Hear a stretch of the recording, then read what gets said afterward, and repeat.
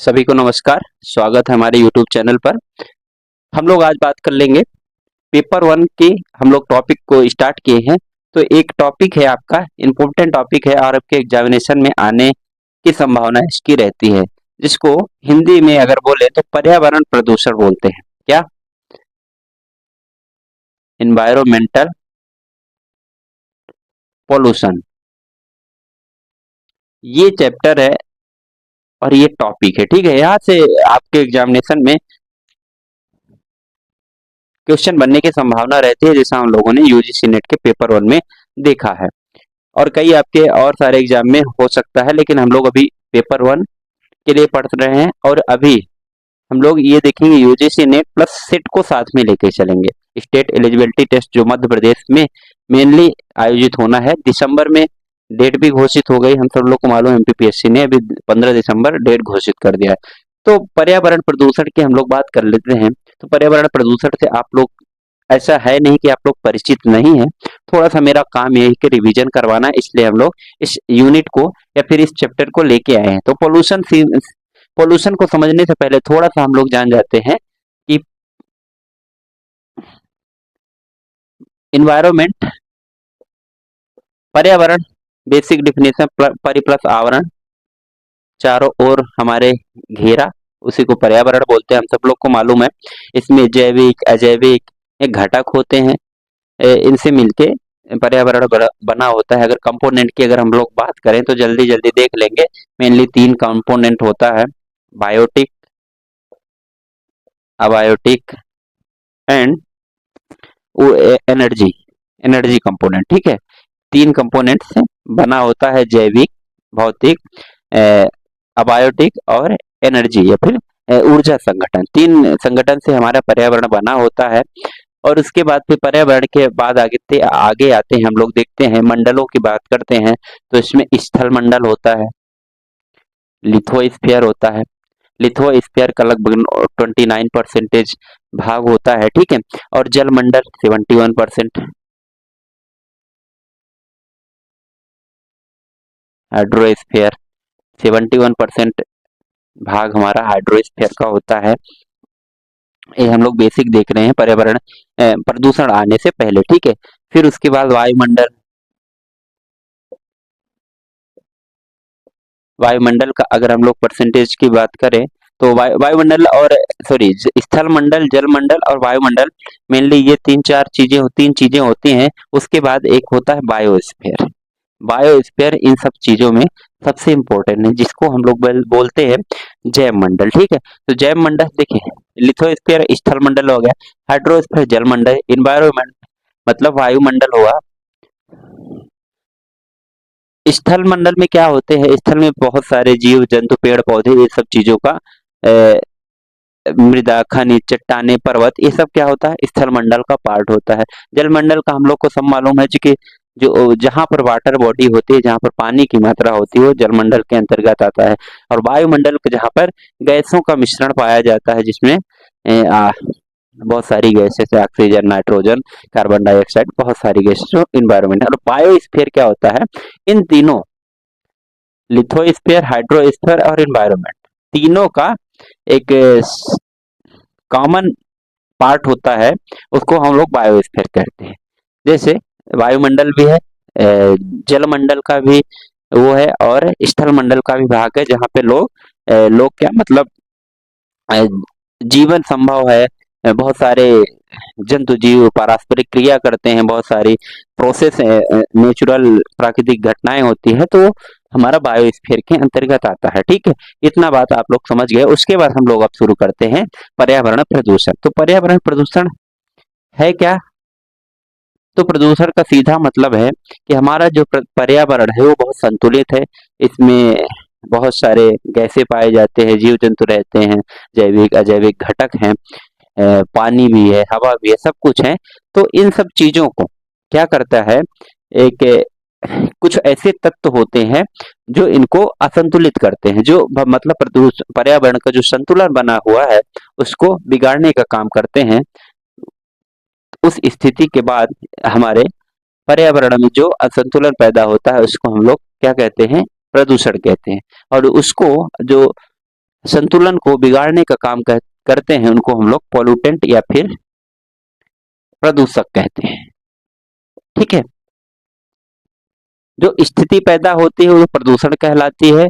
जो जिनके कारण वो स्थिति पैदा या फिर असंतुलन होता है उसको हम लोग प्रदूषक कहते हैं। ठीक है, अब हम लोग जो जानते हैं कि पर्यावरण में प्रदूषण कौन फैलाएगा, तो पर्यावरण में प्रदूषण मेनली दो तरीके से होता है, एक तो नेचुरल या फिर प्राकृतिक तौर पर, दूसरा मानव man made.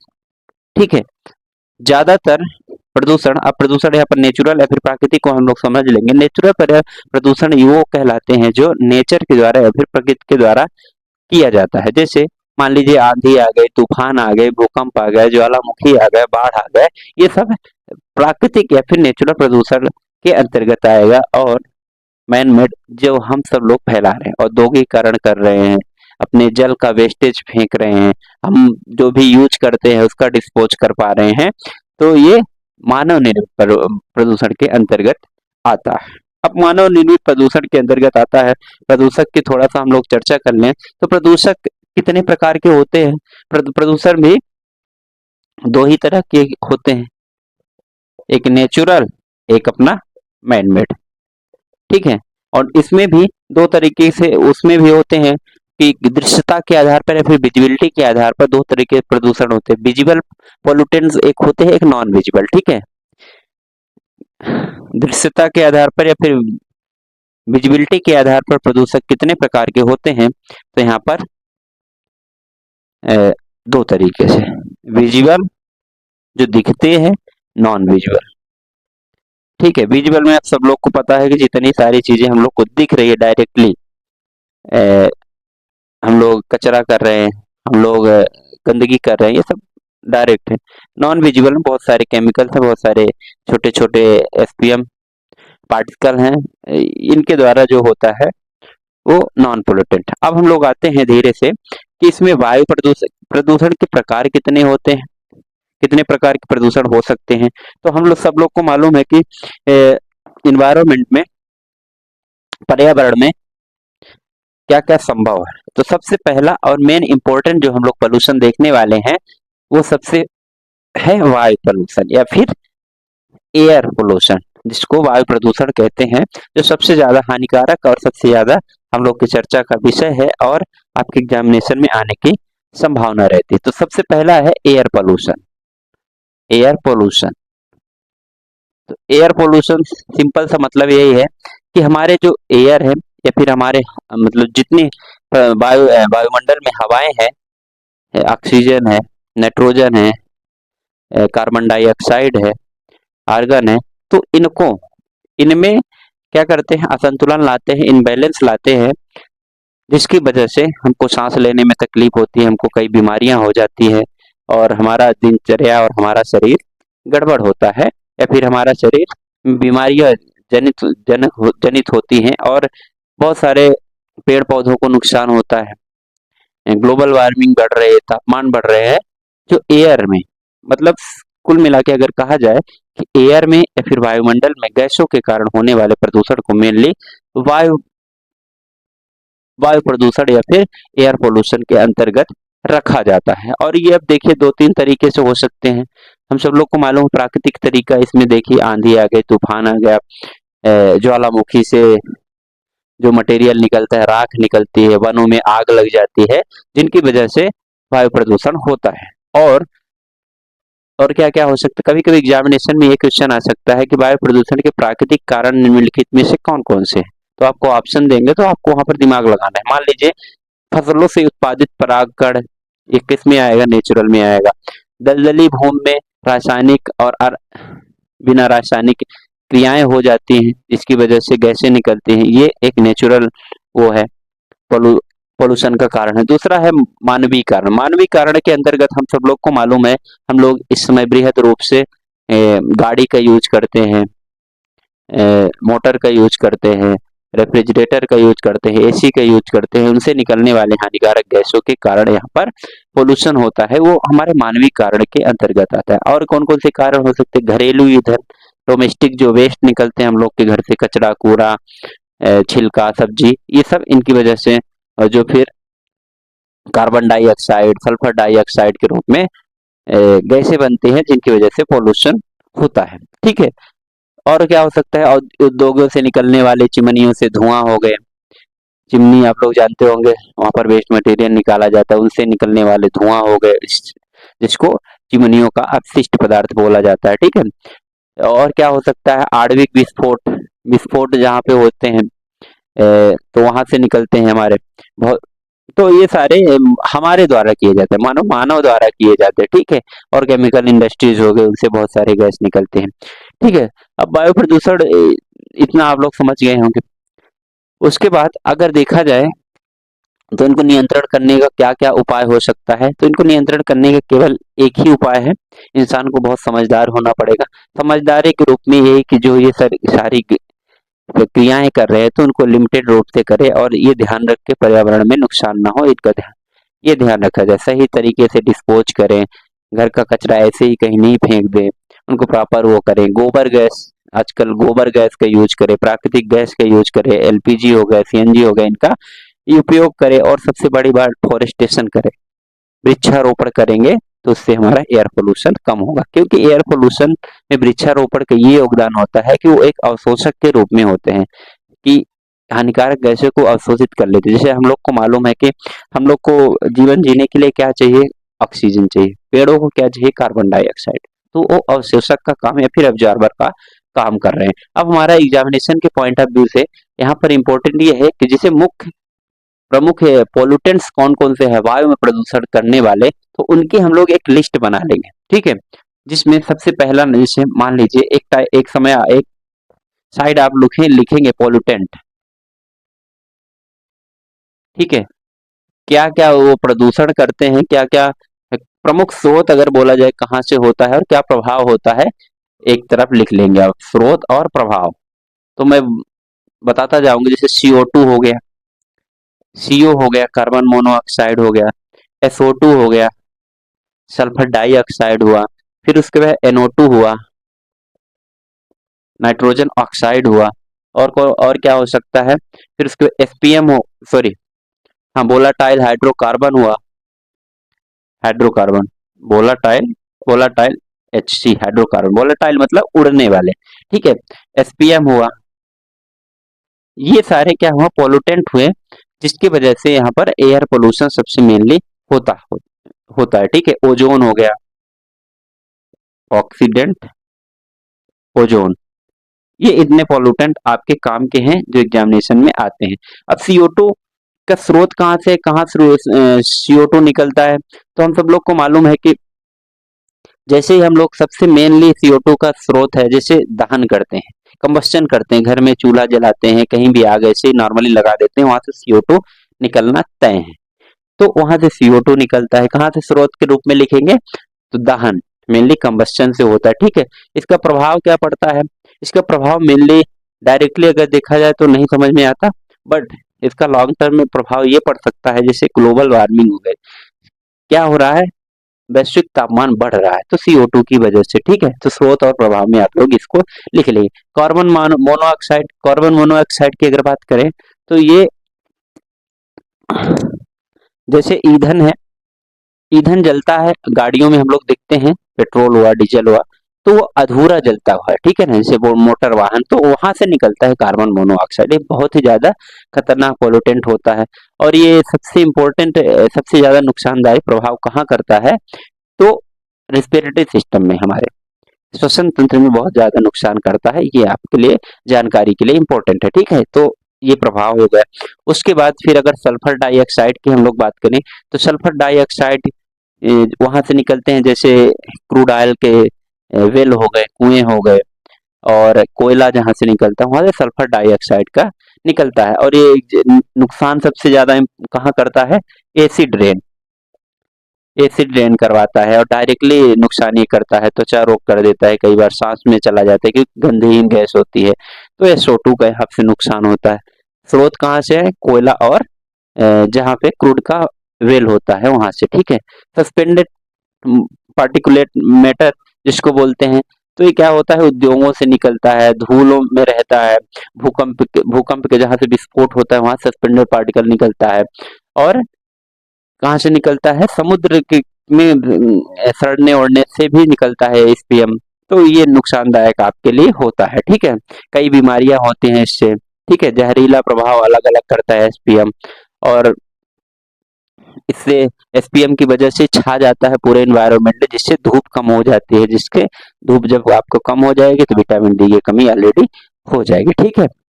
Nitrogen oxide motor वाहनों से निकलता है, भट्टियों में ईंट भट्टी और कई तरह की भट्टियों से ये निकलता है, ठीक है। नाइट्रोजन गैस के रूप में, नाइट्रोजन गैस एक हानिकार होती है। ये बच्चों में मेनली सांस रोग को जन्म देती है।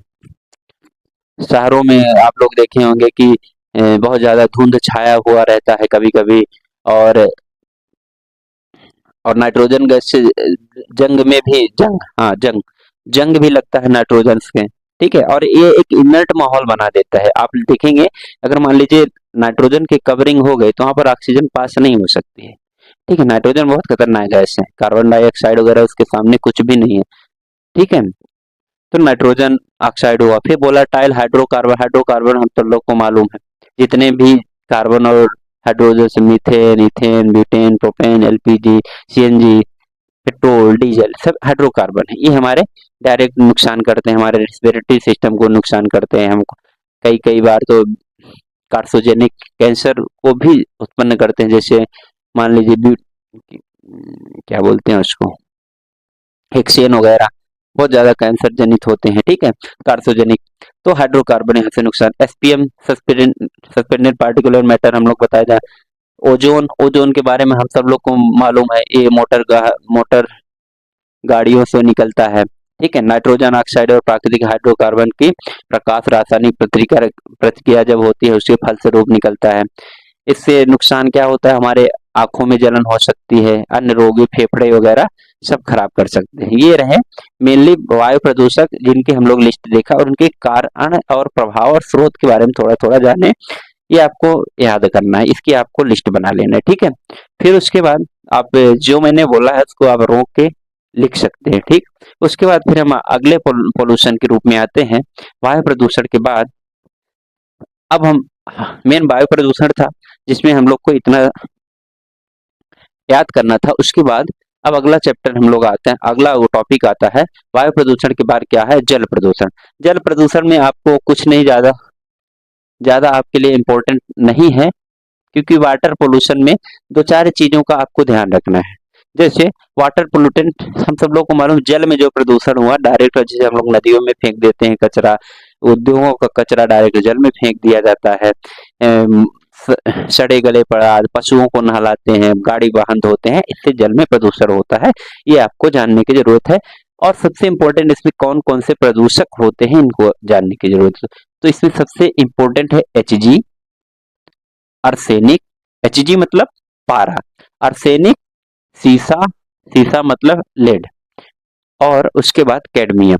चार प्रदूषक हैं, इनका आप लोग को लिस्ट देख लेना है, ठीक है। ये चारों प्रदूषक है और क्या क्या इससे रोग होते हैं ये आप इम्पोर्टेंट मुझे बताएंगे, ठीक है। अभी हम लोग इतने ही आपको यहाँ से जानने की जरूरत है। एचजी, एएस, पीबी और सीडी, ये चार प्रदूषक हैं जो जल में प्रदूषित करते हैं जल को, ठीक है, हानिकारक बना देते हैं, ठीक है। मानव जनित स्रोत आप सब लोग को मालूम है, यही पशु धोना, गाड़ी वाहन धोना, कचरा फेंकना, औद्योगिकरण करना, ये सारे मानव जनित वो हैं, ठीक है। और सबसे बड़ा इम्पोर्टेंट, हाँ, कभी जल प्रदूषण में आए तो जैसे समुद्र, समुद्र में आप लोग देखते होंगे वहां से तेल का परिवहन होता है, आयात निर्यात होता है, उससे भी जल प्रदूषण बहुत ज्यादा मायने पे होता है, ओके। उसके बाद वाटर पोल्यूशन हो गया। वाटर पोल्यूशन में नियंत्रण के उपाय हम सब लोग को मालूम है, सारी चीजें आप लोग समझदार हैं, इसमें समझ जाए कि आपको क्या नहीं करना चाहिए। सबको समझ में आता है कि हमको ये नहीं करना चाहिए, बट इंसान करता है, बस वहीं पर सुधार कर ले तो आप सब लोग नियंत्रण कर पाएंगे, ठीक है। फिर चौथा आता है मृदा प्रदूषण, दूसरा दूसरा तीसरा आता है मृदा मृदा प्रदूषण या फिर soil soil pollution. Soil pollution में मेनली क्या होता है, प्रदूषण के माध्यम से, चाहे वो जल प्रदूषण हो जल प्रदूषण से हो या फिर केमिकल प्रदूषण से हो, केमिकल पॉल्यूटेंट्स के माध्यम से नुकसान होता है किसको? मिट्टी। और मिट्टी में नुकसान ये होता है कि मिट्टी की उर्वरक क्षमता कमजोर हो जाती है, फर्टिलिटी कमजोर हो जाती है, जिसकी वजह से वो बंजर हो जाती है। उसके बाद धीरे धीरे उसका क्षरण होने लगता है, तो और वो मिट्टी खराब हो जाती है, ठीक है, उसको बंजर ऊसर बोलते हैं। और मृदा प्रदूषण, जैसे मृदा प्रदूषण में हम लोग जानते हैं कि मृदा में ऐसे ही नहीं पेड़ उत्पन्न हो सकते। हम सब लोग को मालूम है, कोई भी यहाँ पर हम लोग जो भी चीज देख रहे हैं, मान लीजिए प्लास्टिक देख रहे हैं, बोर्ड देख रहे हैं, दीवार, ईटा, सब कुछ देख रहे हैं, कहाँ से मिलने वाला है? मिट्टी से ही हमारे मिलने वाला है। मिट्टी मतलब धरती माता से ही सब कुछ निकल के आता है, सब कुछ बना हुआ आप लोग देखेंगे तो कहीं न कहीं धरती से। और धरती में क्या होते हैं? खनिज होते हैं। जैसा कि कहा जाता है वनस्पतियों के विकास के लिए 16 प्रकार के खनिज की जरूरत होती है। अगर 16 प्रकार में एक भी खनिज कम हुआ तो वो नहीं विकसित होता है, ठीक है। और 16 प्रकार के खनिजों में अगर कोई भी एक दो कम हो गया तो मान लीजिए वो प्रदूषित हो गया वो मिट्टी, ठीक है। तो यही है कि मिट्टी को खनिज जो उसमें में है उसको मेंटेन रखना, उसको प्रदूषित नहीं करना। कारण क्या क्या सब हो सकते हैं हम सब लोग को मालूम है। धातुओं का क्षरण, एसिड बेस, कीटनाशक सब जमीन पे गिरा देना, बड़े बड़े बांधों का बनाना, सड़कों की प्रक्रिया, सड़क बनाने से भी मृदा का प्रदूषण होता है, शहरीकरण करना, इमारतें तैयार करना, ठीक है। इस तरह से मृदा का प्रदूषण होता है। ये आपके लिए काम के ज्यादा नहीं है, बेसिक नॉलेज है, ठीक है। नियंत्रण के उपाय सिंपल सा है, जो उसमें कारण है उसका आप रोक दीजिए, उसका उपाय हो जाएगा, ठीक है। फिर अगला आते हैं समुद्री प्रदूषण। समुद्री प्रदूषण चौथा नंबर का समुद्री प्रदूषण, ओशेनिक पोल्यूशन, ठीक है। समुद्री प्रदूषण में सिंपल सा मतलब है, एक ही दो तीन तरह के प्रदूषण होते हैं। अब प्रदूषण में एक डाटा अगर देखा जाए तो यहाँ पर बहुत सारी धातुओं का लोग क्या करते हैं, डायरेक्ट उसमें जाके समुद्र में फेंक आते हैं। आप सब लोगों ने कभी सोचा होगा, इतना गार्बेज निकलता है, इंडस्ट्री में निकलता है, इतने लोहे की कंपनियां, इतनी सिल्वर, इतनी क्रोमियम, इतना आपका आणविक और इतना नाभिकीय सारा चीज जो निकलता है कहाँ जाता है? तो उनको डायरेक्ट लोग डंप कर देते हैं। और डंप कर देते हैं कहाँ? समुद्रों में डंप कर देते हैं। और जब समुद्रों में डाल देंगे, डंप कर देंगे, तो उसमें जो समुद्री जीव है, मछली हो गया, सांप हो गया, कई तरह की और उसमें बहुत समुद्री जीव रहते हैं, मगरमच्छ हो गए, तो उनको नुकसान होगा, ठीक है। उनको चोटें लग सकती हैं, उनके केमिकल के माध्यम से वो खाएंगे पिएंगे, जिससे वो मर सकते हैं। तो समुद्री, यही समुद्री पोल्यूशन है या फिर समुद्री ओसेनिक पोल्यूशन कहते हैं। इसमें मेनली क्या होता है कि ये जो बहुत सारे मेटल्स का, नॉन मेटल्स का, केमिकल्स का डिस्पोजल किया जाता है, एक नंबर। दूसरे नंबर की अगर बात करें तो मैंने बताया था पिछले उसमें कि परिवहन होता है तेलों का। हम लोग सब जानते हैं कि हमारे उस समुद्र के अंदर से बहुत सारी पाइपलाइन बिछी है। पाइपलाइन के अलावा बहुत सारा इंपोर्ट एक्सपोर्ट होता है, किसके माध्यम से? शिप्स के माध्यम से, जहाजों के माध्यम से होता है, जिससे क्या होता है, कहीं ना कहीं तेल का रिसाव होता है। तो इसमें सावधानियां बरतनी चाहिए, जिससे क्या होता है कि तेल पूरा फैल जाता है। और जब तेल फैल जाता है समुद्रों में तो आप सब जानते हैं कि तेल फैल जाएगा तो उसको भी खा के पी के उसको नुकसान तो होना ही है जलीय जीवों का। तो ये समुद्री वो है, ठीक है। उसके बाद फिर हम लोग आते हैं कि इसमें बचाव के क्या उपचार है। तो बचाव के यही है कि भाई साहब परिवहन ढंग से करें, उसमें सावधानियां बरतें और कोशिश ये करें कि कोई ना कोई कड़े नियम होना चाहिए। इस तरह का डंपिंग नहीं करना चाहिए। उद्योग, जो उद्योग चलाते हैं, जो उद्योग के लोग उसमें डंप करते हैं सीधी बात माध्यम से, ठीक है। तो ये सब नहीं करना चाहिए।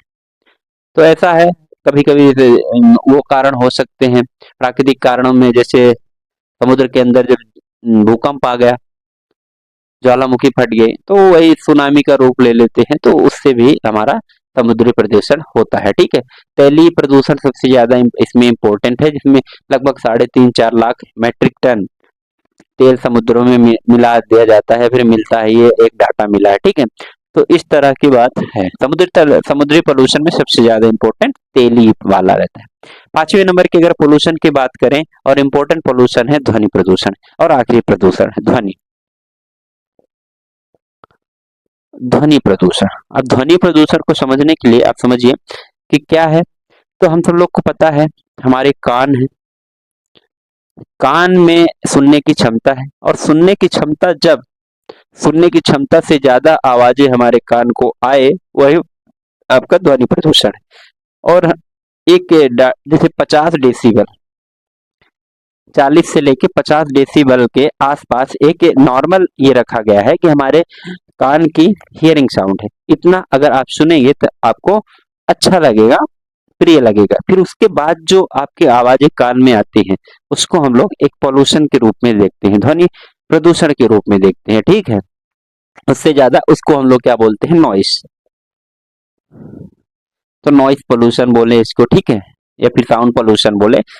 50 डेसिबल, डेसिबल क्या है, सुनने की यूनिट है, ठीक है। उसके बाद फिर हम लोग इसमें देखेंगे क्या क्या कारण हो सकते हैं। तो इस कारण में तो सब लोग को पता है, प्राकृतिक कारण हो सकते हैं, मैनमेड कारण हो सकते हैं। प्राकृतिक कारण बिजली चमकना हो गया, बादल का गरजना हो गया, भूकंप की तीव्रता हो गई, तेजी से पानी गिरना हो गया, ये सारे प्राकृतिक कारण है, ठीक है।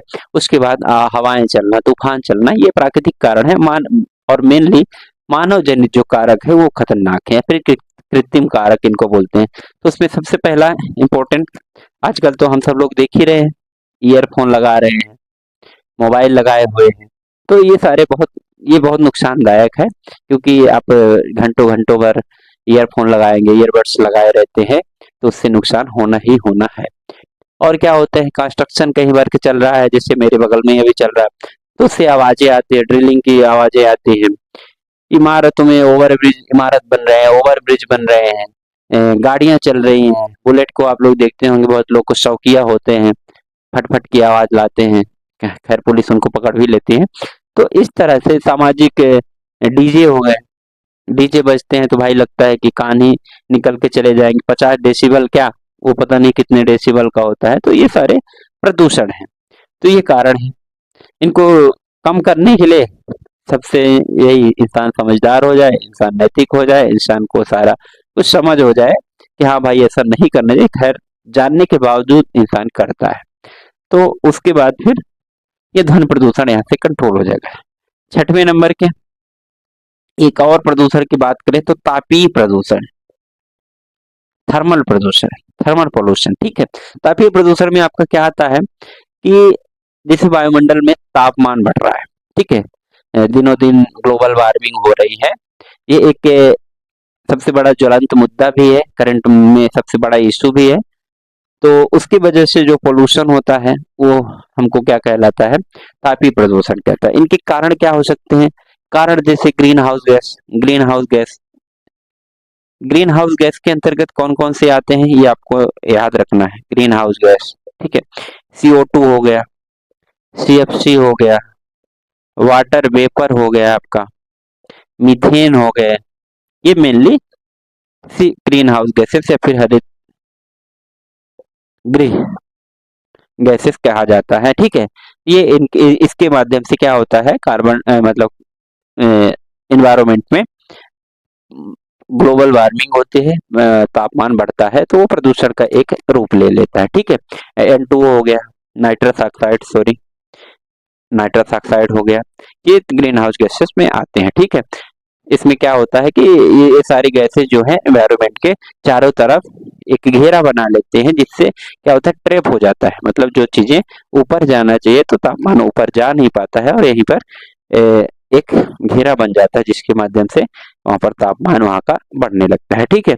तो इस तरह से ये प्रदूषण हुआ। एक और इस समय प्रदूषण की बात करें 7वें नंबर की, तो नाभिकीय प्रदूषण कह लें, नाभिकीय प्रदूषण या फिर न्यूक्लियर पोल्यूशन,